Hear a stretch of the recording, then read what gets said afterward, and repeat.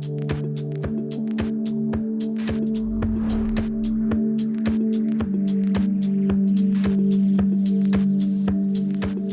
nachdem es 12:30 ist, darf ich euch und Sie alle ganz herzlich begrüßen zu unserer ersten Lunchtime Lecture im Wintersemester 2021, die ähnlich wie im vergangenen Semester wieder online stattfinden werden. Und ich freue mich ganz besonders, dass wir die Serie der Lunchtime Lectures dieses Semester oder dieses Jahr, das akademische Jahr, mit einem Kollegen, Seferagic, von uns aus der Fakultät für Technik und Wirtschaft beginnen dürfen, der im Rahmen der heutigen Lunchtime Lecture seine Antrittsvorlesung hält. Harris ist seit September 2019 bei uns an der NDU und bei uns in der Fakultät, aber dann vor allem im Studiengang Management by Design bei Christoph Wecht, Assistant Prof für Betriebswirtschaftslehre, beschäftigt sich aber in seiner Forschung vor allem mit Verhandlungen. Und dazu wird eben heute auch die Antrittsvorlesung sein. Zwei Hinweise vielleicht, bevor ich dann direkt an Harris übergebe, und ist zum einen die Vorlesung oder die Lecture wird auf Englisch stattfinden. Die Lecture wird so ungefähr 30 bis 40 Minuten dauern und hinterher, wie auch normalerweise, wenn wir live beieinander sind, ist es möglich, Fragen zu stellen. Die würde ich allerdings bitten, dass die jetzt nicht öffentlich gestellt werden, sondern in den Chat gepostet werden und Harris sie dann dementsprechend beantworten kann. Ansonsten ist es so, die Lecture wird aufgezeichnet, sodass sie dann hinterher auch nochmal gestreamt werden kann, beziehungsweise auf unserem YouTube-Kanal abgerufen werden kann. Und sofern ich es nicht direkt sehe, ich würde auch alle bitten, eben sich auf Stumm zu schalten, sodass die Lecture nicht durch irgendwelche anderweitigen Hintergrundgeräusche gestört wird. Gleichzeitig, ich sehe ihn jetzt bisher noch nicht, möchte ich aber Christoph Wecht auch ganz herzlich begrüßen, weil ich mache zwar die Anmoderation, Christoph wird aber dann hinterher die Fragen moderieren, ganz einfach deshalb, weil er natürlich auch im Rahmen dieser Lecture ein tragender Teil ist als Studiengangsleiter des Studiengangs Management by Design. Insofern würde ich jetzt direkt an Harris abgeben. Ich schalte mich stumm. Harris, herzlichen Dank für deinen Vortrag schon im Voraus und gutes Gelingen.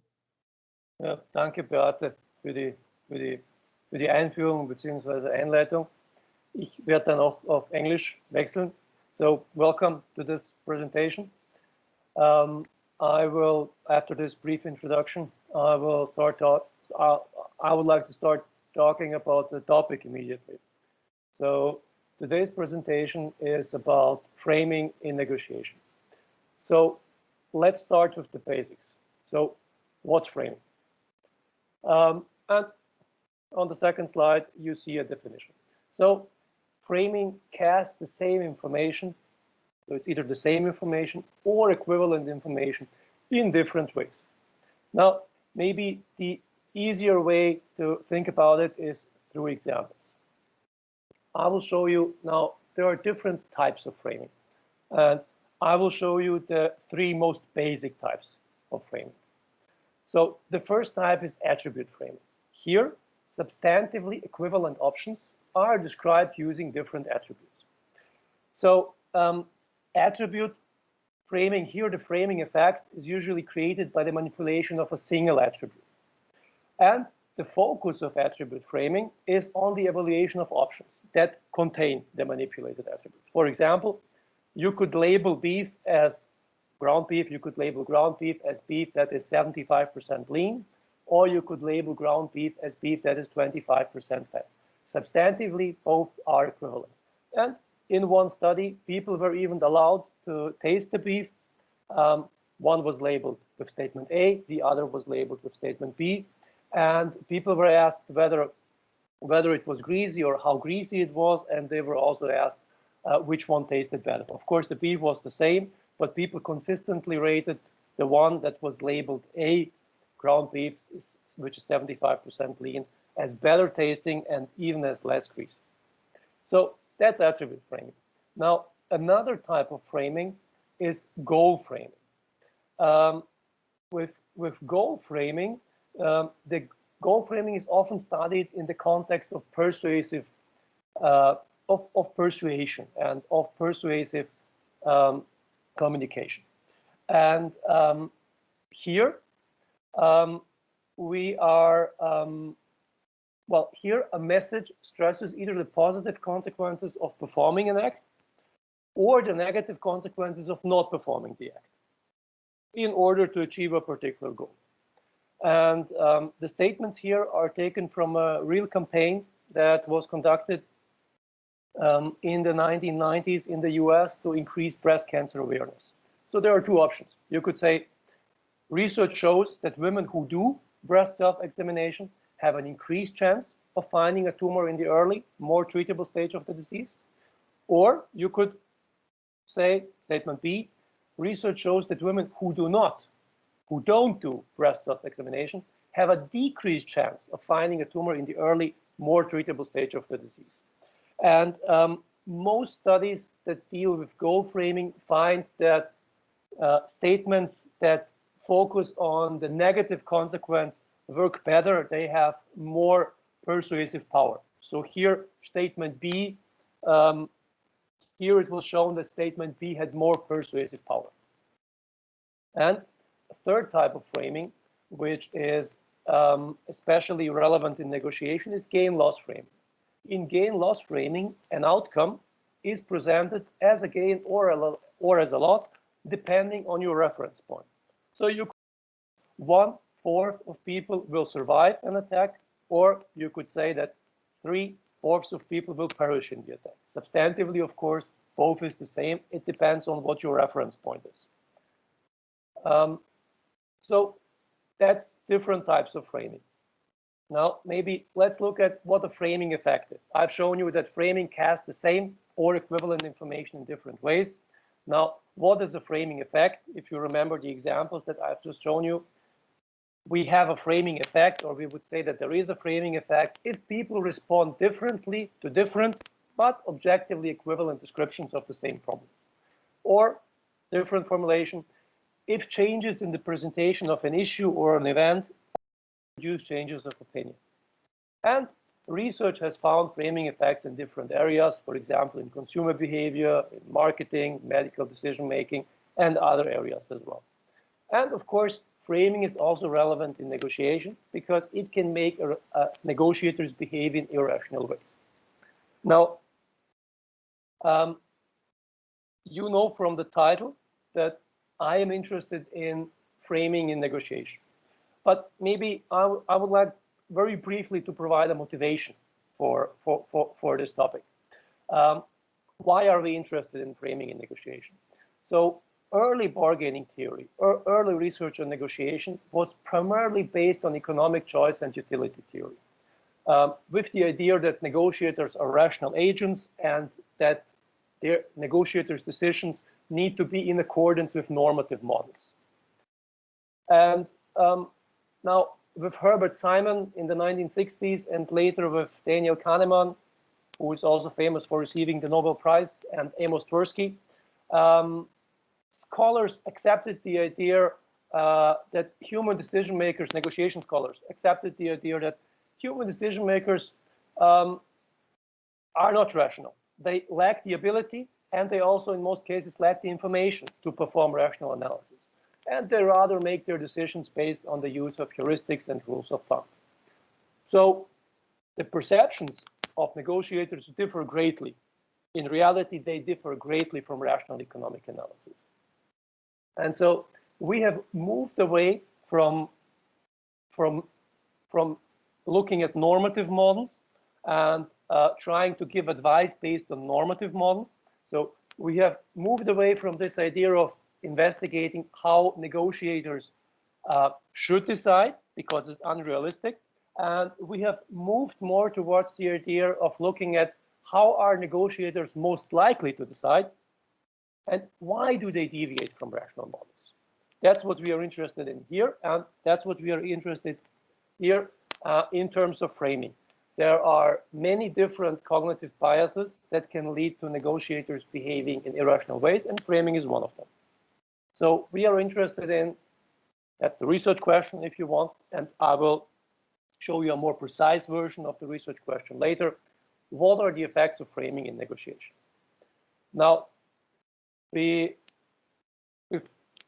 before we do that, or let's first maybe look at what we already know about framing in negotiation. Now, negotiation has two components. It has a decision-making component, and it has a communicative component.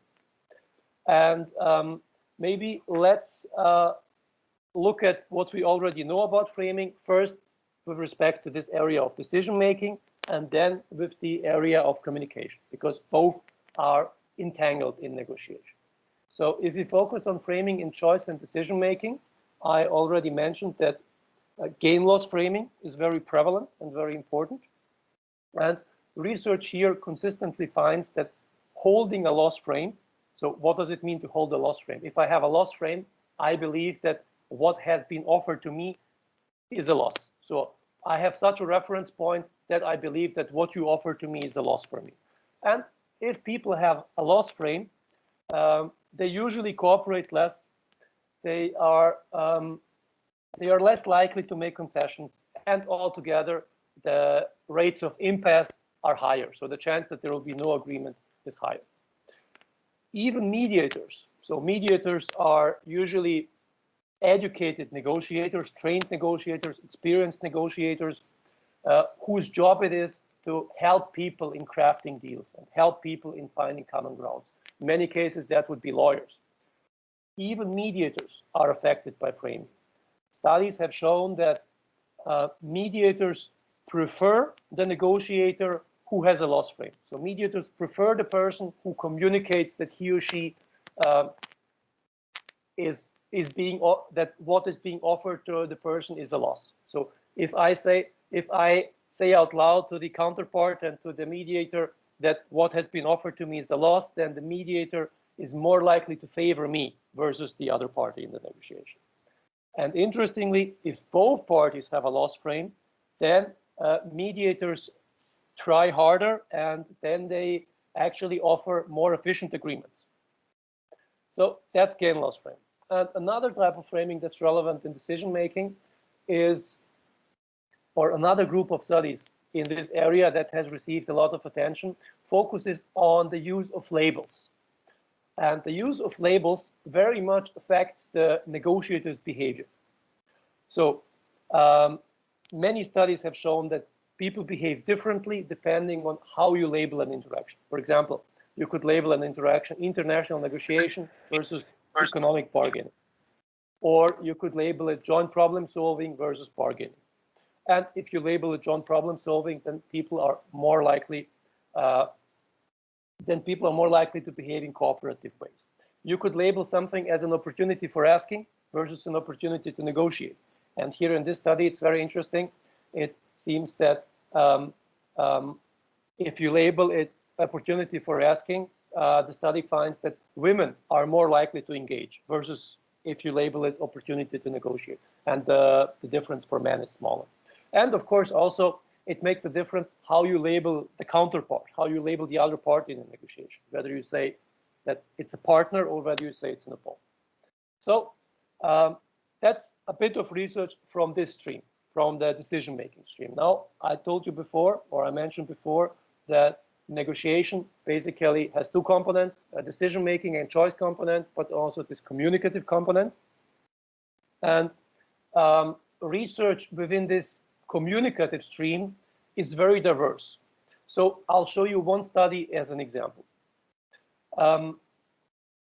Drake and Donahue used transcripts from divorce mediations. So these were real divorce mediations. And they used transcripts from divorce mediations to investigate how framing affected the agreements. And here, framing here in this context, in this communicative context, framing refers to talking about a topic or an issue in a way that identifies a particular domain within that topic. So here, frames are communicative structures that are used to co-construct the conversation. Now, Drake and Donoghue identified 4 different types of frames here. First of all, factual frames. Now, factual frames focus on the negotiator's assessment of reality and her appraisal of what is objectively true or not. And here's an example. These are real examples from divorce mediation.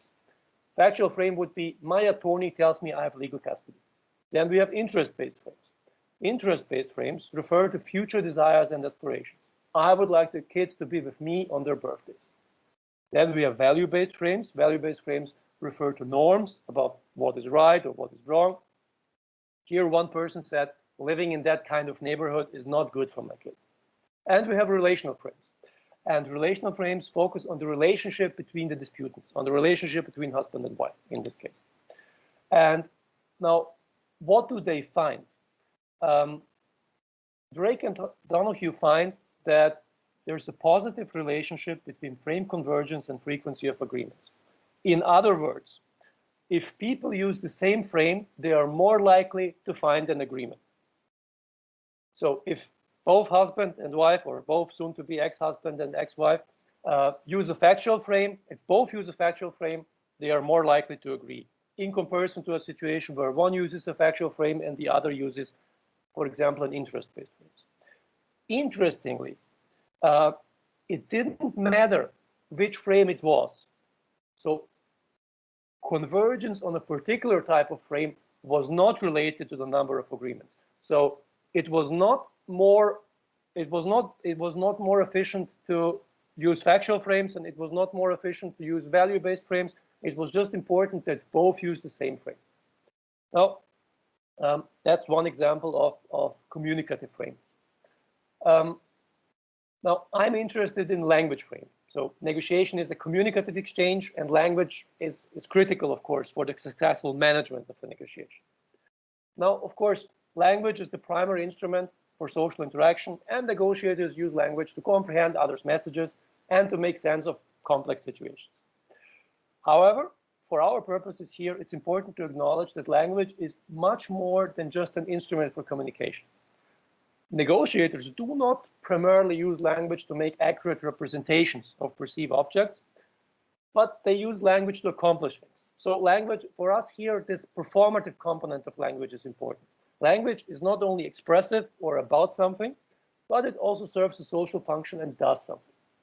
And I think that this becomes more clear, this performative component of language becomes more clear if we look, or if you look at examples, and for example, if you think about different ways to say something. For example, if you deliver fast, I'll give you a big tip. One possible statement. Another possible statement, if you don't deliver fast, you won't get a tip. Now, logically, both are the same. Semantically, logically, both are the same. If X, then Y. If not X, then not Y. However, they will probably evoke very different perceptions by the receiver of the message. Let's look at another example. Your offer is simply unacceptable. Statement represents the refusal of an offer and does not contain any direct emotional expression. Nevertheless, the statement, your offer is simply unacceptable, might still convey anger. On the other hand, unfortunately, we cannot accept this offer. Statement also rejects an offer, also without the use of direct emotional expressions, but this statement rather evokes sadness or regret than anger. And another example, the complement to any behavior can be described in at least 2 ways. For example, if I say I am sleeping, then the complement could be simple negation, I was not sleeping during your presentation, or it can be alternative terminology, I was awake during your presentation. And while both convey the same objective meaning, their implications and the way they are understood can vary considerably. So alternative terms are not perceptually equal. They are not equal in the perception of somebody. And linguistic variation can have a strong influence on how a statement is understood. So language choices frame an issue by emphasizing certain aspects of it while de-emphasizing others. or in general, put differently, there are multiple ways to communicate the same factual content, but each formulation will lead to different associations and reactions by the receiver. And now, I've told you before, I'm interested in framing. Then I've told you I'm interested in language framing. And here I want to be more precise. Now, what I'm interested in is integrative and distributive language. Prior studies in negotiation have identified two basic types of negotiation strategies. What is a negotiation strategy? A negotiation strategy is a set of behaviors that serve a common function. Now, and there are integrative strategies and distributive strategies. We know that from previous literature. And there's a lot of literature on these topics. Integrative strategies focus on maximizing the amount of available resources, on creating joint value by understanding the other party's needs and desires better, and usually that is achieved through mutually beneficial trade-offs. Distributive strategies, on the other hand, focus on dividing the resources among counterparts, usually by claiming high amounts of individual value for oneself, by influencing the other party to make concessions and to distribute resources in my favor. Usually this involves argumentation, persuasion, and even threats. Now, I am interested not in integrative and distributive strategies. I am interested in integrative and distributive language. So I argue that language choices frame an issue by emphasizing certain aspects of it while de-emphasizing others. So the characteristics of integrative and distributive strategies do not influence the course of the negotiation only on a behavioral or strategic level, but also on a linguistic level. So this role of linguistic variation that I've talked about before is also inherent in integrative and distributive language. Let's look at an example. There are two statements. One is framed integratively, the other is framed distributively. Now, both have the same offer. The offer is 120 euro and 6 months of warranty. Framed integratively, if we can meet at a price of 120, as I previously suggested, we can agree on 6 months of warranty. This statement highlights mutuality and suggests compromise. And highlighting mutuality and suggesting compromise are different categories of integrative language. And now I haven't shown you a list of categories of what is integrative and what is distributive, but that's not important for the moment. And framed distributively, the same offer, I can only offer you 6 months of warranty if the price of 120 remains the same. The same offer, however, here there's a reference to a bottom line and insistence on the own position. Both cases, the offer is the same. It's just the language used that's different. So I said before that I'm interested in the effects of framing in negotiation. Now, let's be a bit more precise here. What I'm interested in is the following. How does framing identical offers using integrative and distributive language affect the negotiation? So we've become more precise here about, we are looking at framing, but we are looking at the effect of language. And of course, we have to keep the numbers constant in order to be able to see the effects of language. And there are different types of framing. We are looking at integrative and distributive language. So that's what we are interested in. We want to know whether there's a framing effect when we use integrative and distributive language and when the numbers, for example, 120 euro, stay the same. Now, in order to assess this, I've conducted several empirical studies or experimental studies, and today I'll talk about one of these studies. Now, how is an experimental negotiation study usually done? Usually, an experimental negotiation study involves role play. So the participants, in most cases students, come in and they get their role information. So it's a role play, it's a simulation.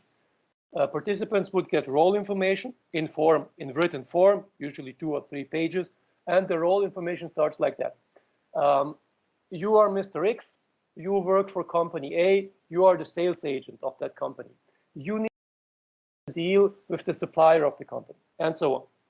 And the other party in the negotiation, the counterpart, the opponent, also get role information. And of course, one party doesn't know the role information of the other party. in order to keep it realistic. So usually that's how an experimental negotiation study is conducted. However, the study I conducted wasn't done like that. In my study, there was no real negotiation. Participants were led to believe that they would negotiate with a counterpart from another university.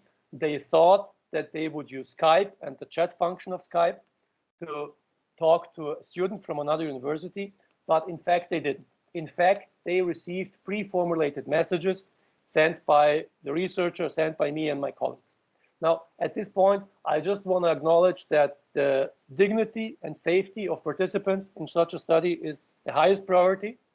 And if somebody is interested, later on, we can talk about the ethical implications of conducting a study in which the participants are deceived. There are a couple of criteria that need to be fulfilled in order to for such a study to be allowed. And in this case, all of these criteria were fulfilled. And I just want to say that, again, the dignity and the safety of participants is the top priority, and many criteria need to be fulfilled in order to conduct such a study.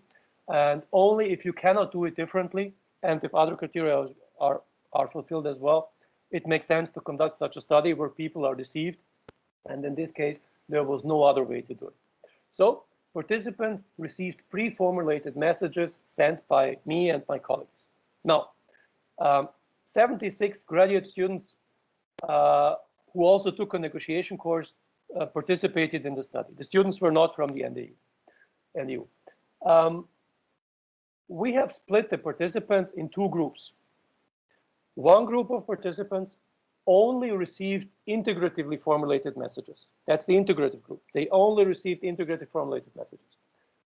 The other group, the other half of participants, only received distributively framed messages. So we had two groups. Within a group, within the integrative group, all of them received the same messages, and within the distributive group, all of them received the same messages. And now here's the important point. The offers in the messages, the numbers, for example, 120 euro or 6 months of warranty, were the same in both groups. So the numbers, the economic aspect of the negotiation was the same in both groups, but the messages were different depending on the group. And otherwise, all participants received the same information about the negotiation content, about the counterpart, and so on. So here we would say that we would say it's a one-factor experimental design, with language framing being the variable that's manipulated. It's either distributive or integrative with random assignment of participants to groups. And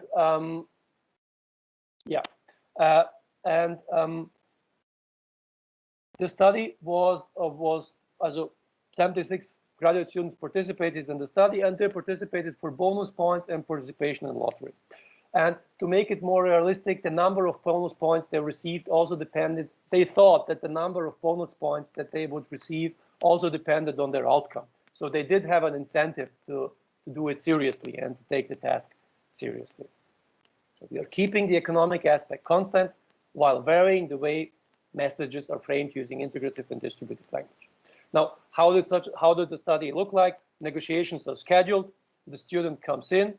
He or she comes into the lab. He or she receives the role information. Everybody received the same role information. He or she is told that the counterpart at the other university has already started preparing, so that they have also about 20 to 25 minutes to read their role information, and the negotiation starts via Skype, but only chat function of Skype. That's how it looked like. Now, a couple more points regarding the design. First of all, there was a pre-questionnaire. The pre-questionnaire, I'll show you the pre-questionnaire in a second. The pre-questionnaire was done. It's a questionnaire for participants, and participants had to fill in the pre-questionnaire 2 or 3 weeks before the negotiation, before they came into the lab. And the pre-questionnaire asks you questions like, how old are you? How much negotiation experience do you have? Are you male or female? And it also assessed a couple of psychological scales. I'll show you that in a minute. The pre-questionnaire is important for us because we want to make sure that the effects that we see are really due to the framing and not due to other factors, not due to your age or not due to your gender and so on. Yeah, as mentioned before, negotiation was conducted via Skype. There were 6 pre-formulated messages plus a closing statement, and the messages were complete statements that incorporated the issues and the offers. And participants were allowed to formulate their answers freely. And there was also a post-negotiation questionnaire that was filled in immediately after the negotiation. And I'll come to that in a second as well. The negotiation task was about the consignment of mobile phones with 3 issues: price, warranty, and service contract duration. And it had all the main characteristics of real-life negotiation.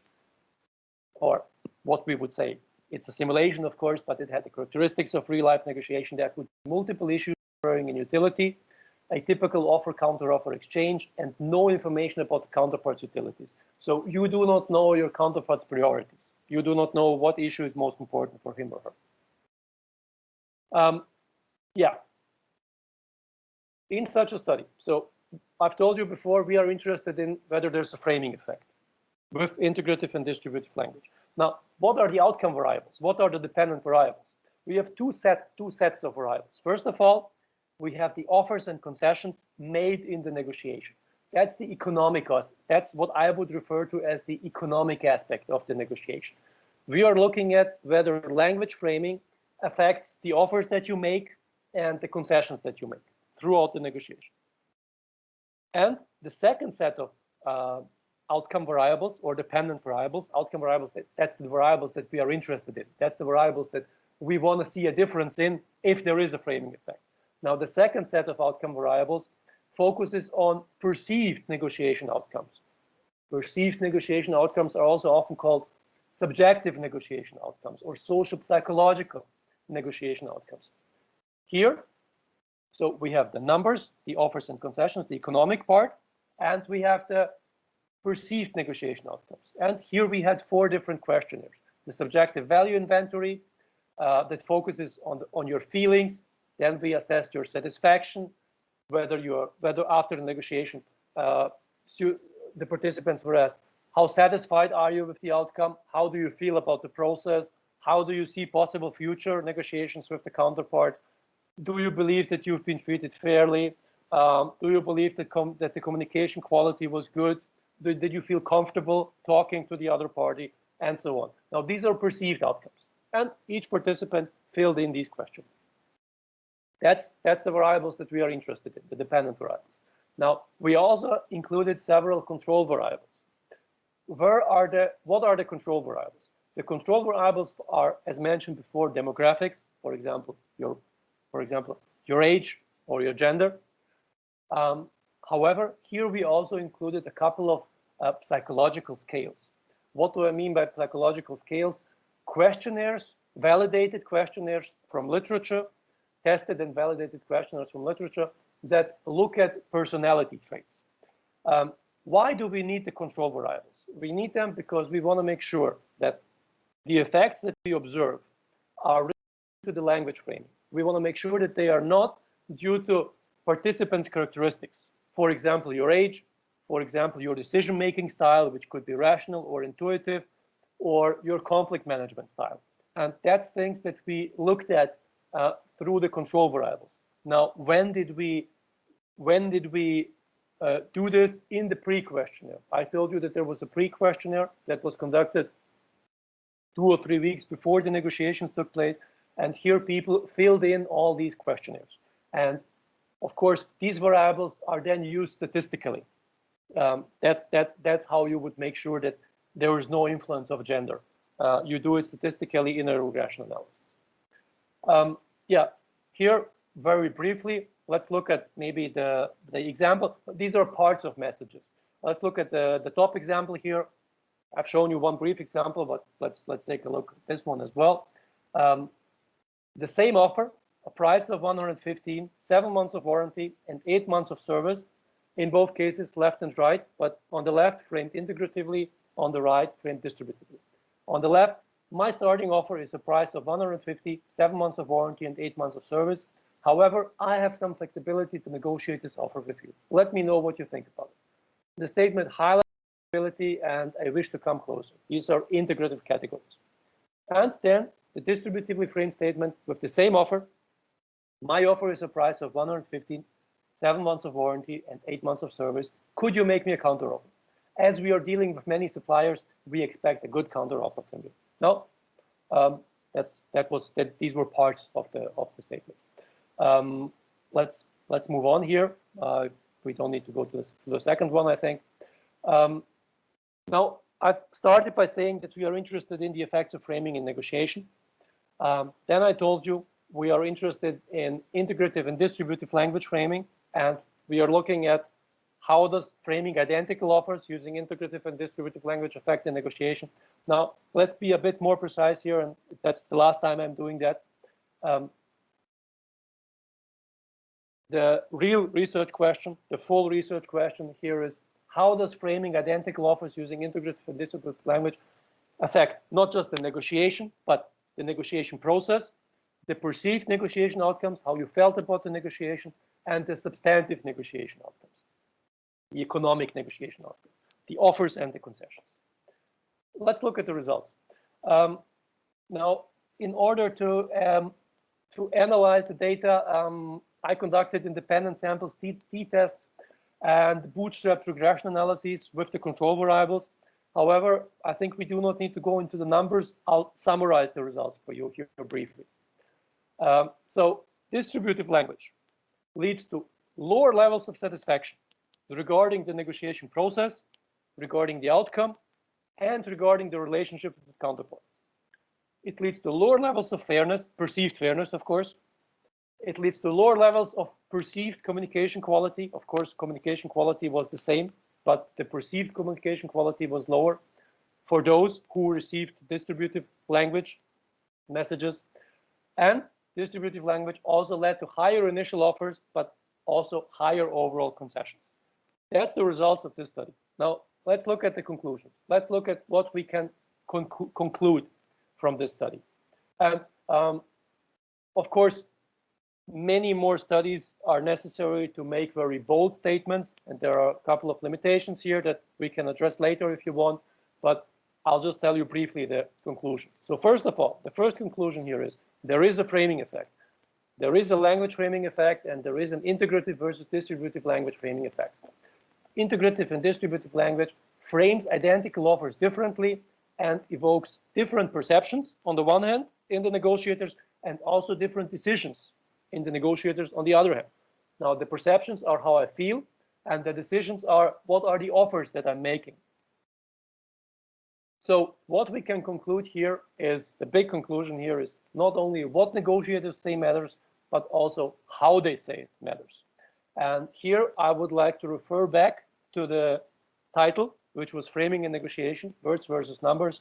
Now, the subtitle, Words versus Numbers, is maybe a bit misleading because it's not really words versus numbers. The numbers are the same in both conditions here. It's the words that are different. And we find that the words really do make a difference. And I'll tell you my most basic implication from that in a second. To maybe summarize the conclusions, or to break the conclusions down once more, integratively framed messages lead to a better perception of the negotiation process and the negotiation outcome. So integratively framed messages, those who receive integratively framed messages have more positive perceptions about the negotiation process and the negotiation outcome. However, language framing does not only affect your perception, language framing also affects the offers and concessions that you're making. So it also affects people on a behavioral level, while keeping the economic aspect of the negotiation constant. And the results persist when controlling for individual differences and the negotiator's experienced emotions. What are the implications from that? And this is the last slide. The first implication is the most important one here. So in most cases, the parties of a negotiation and the issues and the environment are predetermined. You cannot affect it. There is already somebody that you have to negotiate with. The issues are already given. You know what you need to talk about or to negotiate about with that person. And the environment in many cases is predetermined, the environment of the context of the negotiation. However, it's important to become aware here that the choice of language is not predetermined. So language is a flexible instrument, and you can use it to steer the negotiation in a beneficial direction. On a very practical level, from this study, we can conclude that integrative language is underused. Integrative language should be used much more often because using integrative language does not have negative effects on your economic outcome. However, it has very, very positive effects on the perception of the negotiators, and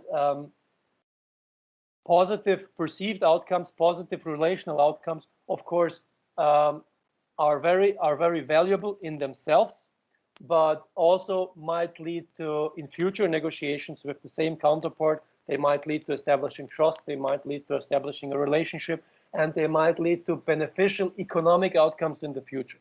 So using integrative language is underused. A second implication here, most negotiation advice, for example, by mediators, focuses on decision-making and behavior. So it focuses on, it mostly is how to be more rational and how to behave, what strategies to use in a negotiation. However, from this study, we can conclude that communication is crucial, and we can conclude that language use and communication support is crucial for increasing the likelihood of agreement and the quality of negotiated outcomes. So it's not just decision-making and behavior, it's also communication support. And the last implication here, I do believe that these findings, or the last implication, I do believe that these findings can be applied in other domains of social interaction. For example, group decision-making, leadership, politics, personal relationship, and so on. So I will stop here. Thank you for your attention. And maybe Christoph and Beate, we can come to the questions. Haris, vielen herzlichen Dank. Ich würde die Moderation jetzt direkt an den Christoph übergeben, der auch schon einige Fragen gesammelt hat und die wir dann gemeinsam noch, oder du vor allem natürlich beantworten kannst. Herzlichen Dank aber noch einmal für die super Lecture von meiner Seite schon mal und ich glaube für viele von uns auch ein total neues Thema, in das wir da eingetaucht sind. Für mich war es allerdings sehr spannend, einige große Denker, die ich auch natürlich immer wieder ranziehe, Herbert Simon und dann Tversky und Kahnemann, gleich vorneweg zu hören. Herzlichen Dank. Ja, danke auch von meiner Seite, Haris, für diese tolle Einführungsvorlesung, deine erste offizielle sozusagen. Ich bin stolz, dich hier an der Fakultät zu haben. Ich freue mich auf viele spannende Diskussionen, welche Rolle das Framing haben wird. Und ich bin auch froh, weil ich habe gerade vorhin in der Vorlesung auch den Studierenden gesagt, dass es nicht nur darauf ankommt, was man sagt, sondern auch, wie man das sagt. Und das hast du ja wunderbar jetzt auf den Punkt gebracht. Die Fragen im Chat, also Sie können gerne noch Fragen eingeben. Ich fange mal an mit einer Frage, die Beate reingestellt hat. Gibt es akademische Publikationen? Gibt es da eine Tendenz, welches Framing man häufiger findet? Weil das müsste ja sozusagen deutlich beeinflussen, wie man das Ergebnis wahrnimmt. Im Sinne von welches Framing am häufigsten vorkommt? Oder in diesem, ist es so gemeint? Ja, durchaus. Also bei mir am Anfang hattest du ja eben das Beispiel eben halt mit dieser Eigenuntersuchung, Brusteigenuntersuchung gebracht.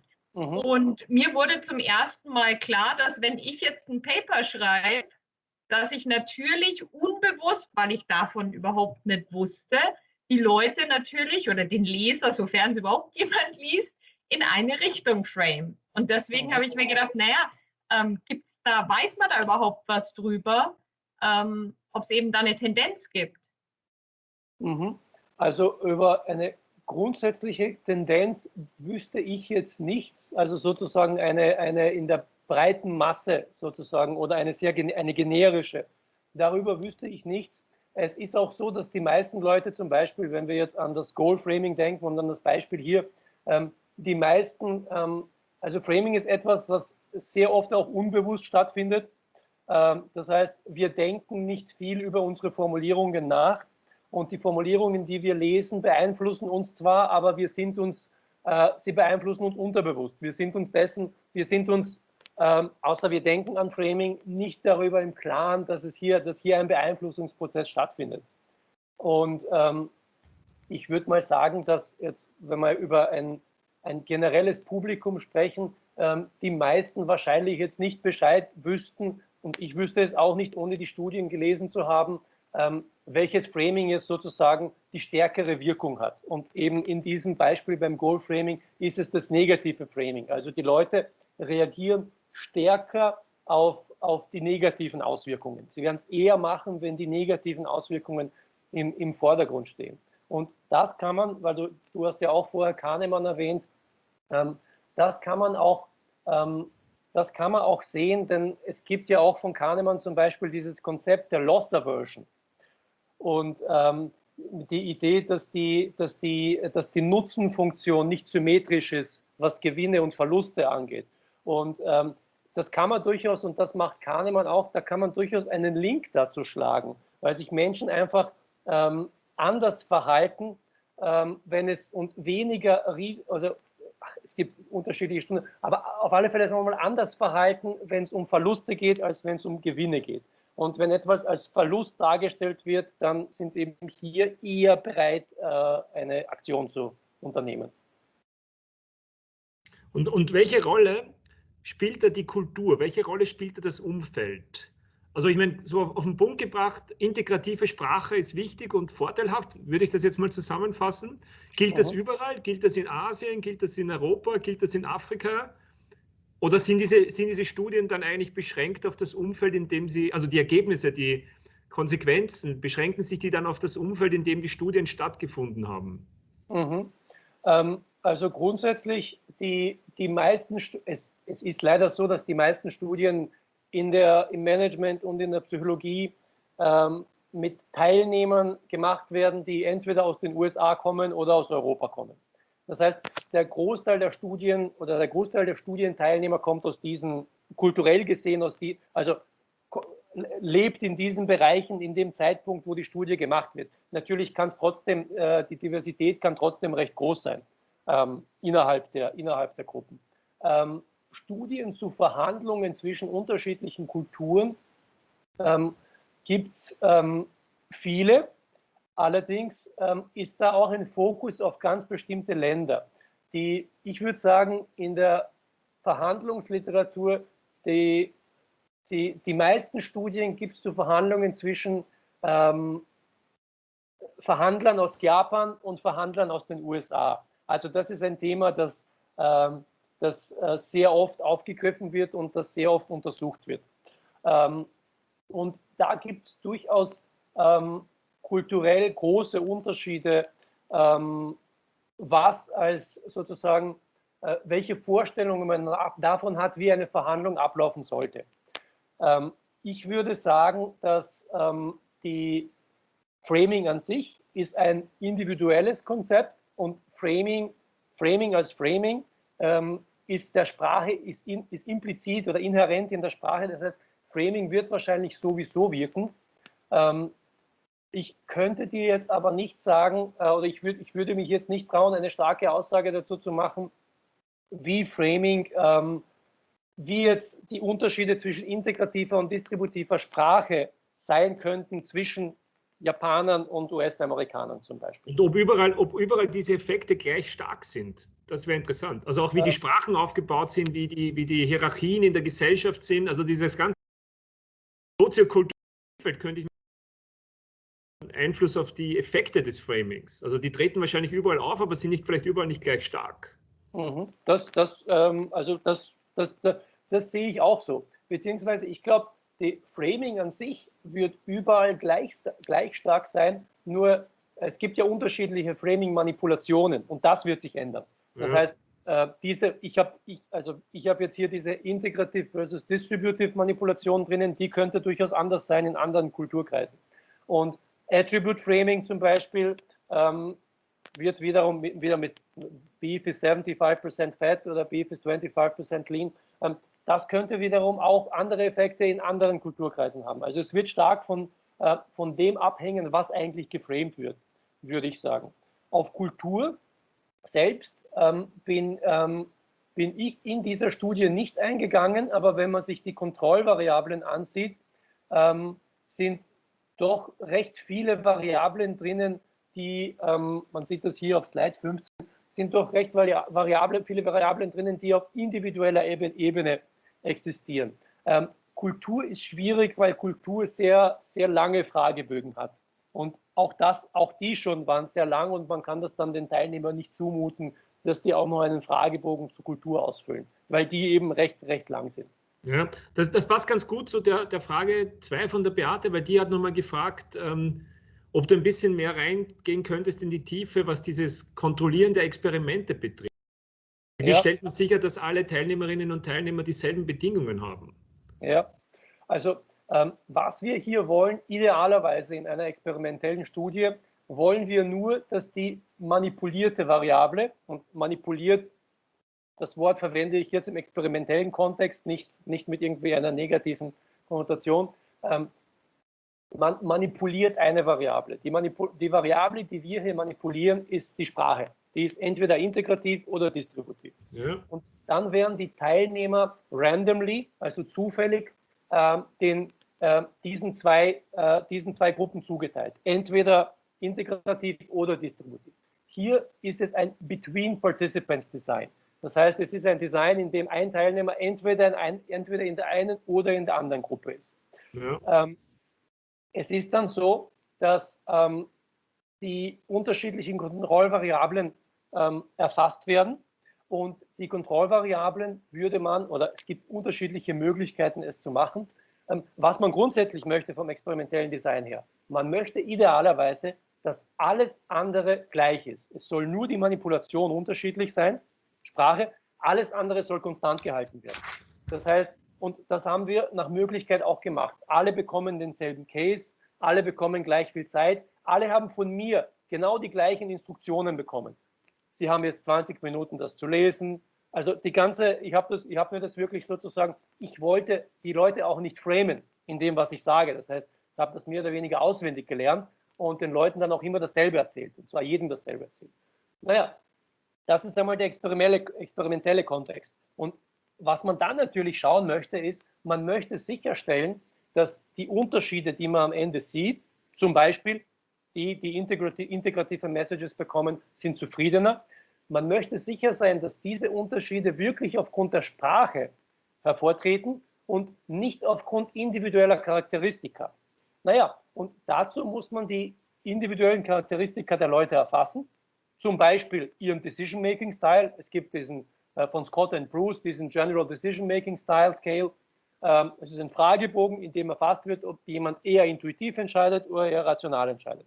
Und man möchte eben nicht, man möchte sicherstellen, dass es am Ende nicht so ist, dass in einer von den beiden Gruppen, distributiv und integrativ, es kann ja jetzt theoretisch sein, dass man ein Sample hat, das unausgewogen ist. Es könnte sein, dass man in der einen Gruppe mehr Männer hat und in der einen Gruppe mehr Frauen. Und das könnte ja dazu führen, dass eigentlich in der distributiven Gruppe, wo man mehr Frauen hatten als Männer, dass es deshalb Unterschiede gibt, nicht wegen der sprachlichen Formulierung, sondern deshalb, weil da mehr Frauen waren als Männer. Und man möchte sicherstellen, dass das nicht so ist. Und um das hier zu machen, es gibt unterschiedliche Möglichkeiten, es zu machen.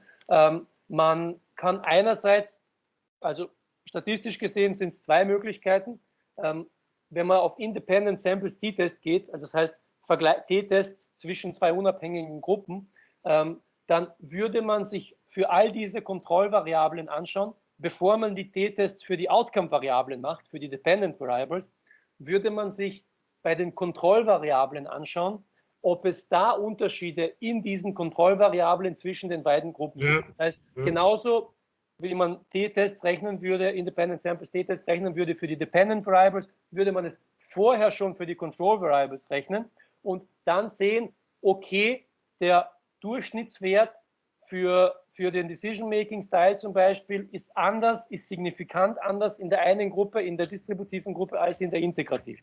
Ja, okay. Ich will, spannend. Ich will Ja. noch eine Frage, die ein bisschen den Horizont öffnet, stellen.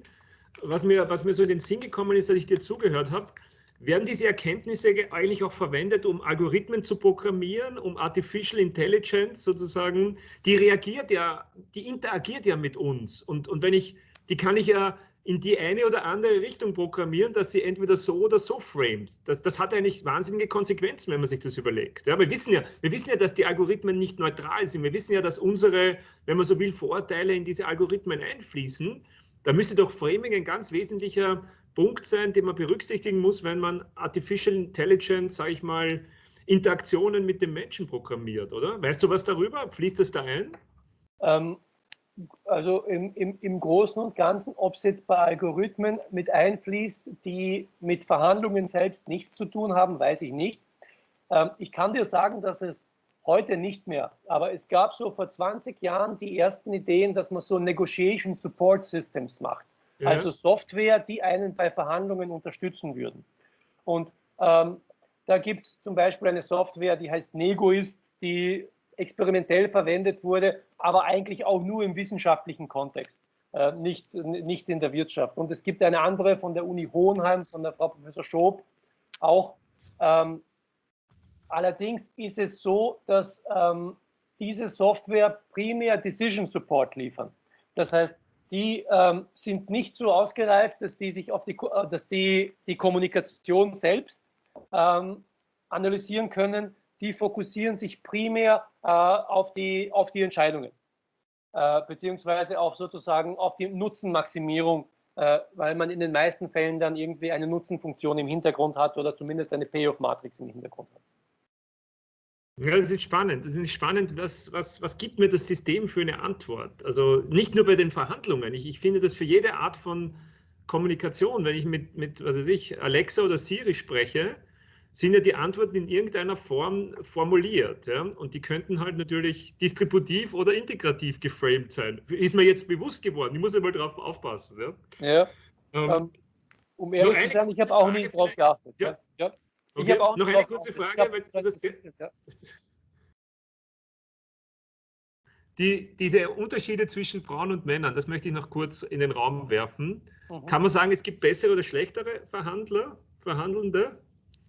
Oder auch Bildungsstand oder ja, Sozialisierung, wie bin ich sozialisiert worden? Ja? Zu Sozialisierung bzw. Bildungsstand kenne ich jetzt keine Studien, die da eine Aussage treffen würden. Zu integrativ, distributiv ja. Grundsätzlich gibt es Studien, die zeigen, dass Frauen eher dazu tendieren, eine integrative Sprache zu verwenden. Und was jetzt meine Ergebnisse angeht, würde das bedeuten, dass solange sie die gleichen Angebote machen, dass Frauen eigentlich die besseren Verhandler bzw. Verhandlerinnen sind. Weil hier wird ja gezeigt sozusagen, dass integrative Sprache von Vorteil ist. Es bringt keine Nachteile, was das ökonomische Outcome angeht, und es bringt viele Vorteile, was die Perception angeht. Sehr gut. Ja, vielen Dank. Ich möchte zum Ende kommen. Bedanke mich bei dir, Haris, für deine Lunchtime Lecture, bei der Beate für die Moderation, möchte aber vor allem auch das Team im Hintergrund erwähnen. Es ist nicht wenig Aufwand, diese Lunchtime Lectures zu ermöglichen. Katharina Ebetshuber möchte ich hervorheben. Ohne sie wäre das alles nicht möglich. Vielen Dank, Katharina. Wir haben noch 10 Lunchtime Lectures in diesem Semester geplant, finden immer am Donnerstag um 12:30 Uhr statt. Umstände halber sozusagen immer in einem Online-Format. Und die nächste Lunchtime Lecture am 5. November betrifft den Bereich Food und Design, und es wird die Frau Julia Schwarz sprechen. Also merken Sie sich das vor, 5.11. wieder 12:30 Uhr, wieder online, Julia Schwarz zu Food und Design. Vielen Dank für alle, die dabei waren. Danke für Ihr Interesse. Noch einmal zum Abschluss, die Lunchtime Lecture wurde aufgezeichnet. Man kann das dann über die Webseite der NDU nachhören bzw. sich im Nachhinein anschauen. Alles Gute, auf Wiederhören. Danke.